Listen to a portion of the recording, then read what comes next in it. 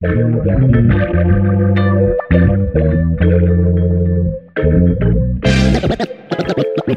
begin. Hi folks.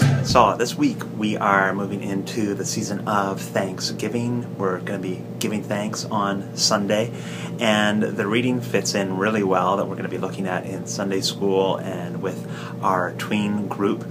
It's the story about 10 guys. They have leprosy. Leprosy was sort of a catch-all word back in Jesus' time for any kind of skin disease. People were really freaked out about getting skin diseases, and they were often, when they did have those diseases, made to go off and live in colonies where they wouldn't be able to infect anybody else. But Jesus has an encounter with these people who have leprosy, and he's already crossing some of the boundaries in order to be able to go to them and so that they can have this healing experience.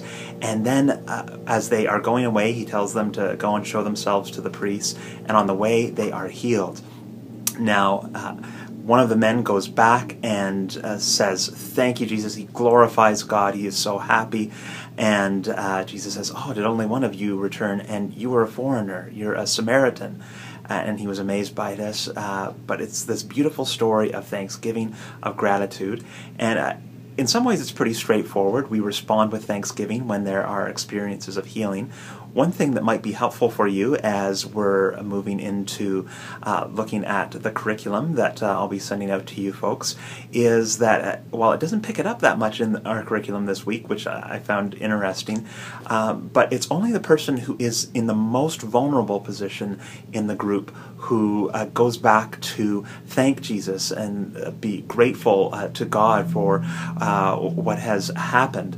I'm not saying that the other guys weren't that grateful, but it's interesting that this one person who was sort of the outsider of the group, the Samaritan, the foreigner, the person who would have been maybe even looked down by the other folks, he was the one to go back. I often found that when I was working in the hospital as a chaplain, sometimes people, we would have transformative experiences together, but many of the times the people who would come back to thank either myself or the doctors or the nurses, a lot of the time I found that they were people who not only were vulnerable because of the illnesses that they were going through, but had other vulnerabilities. Maybe they were outsiders because of who knows, their age, their cultural background, the color of their skin.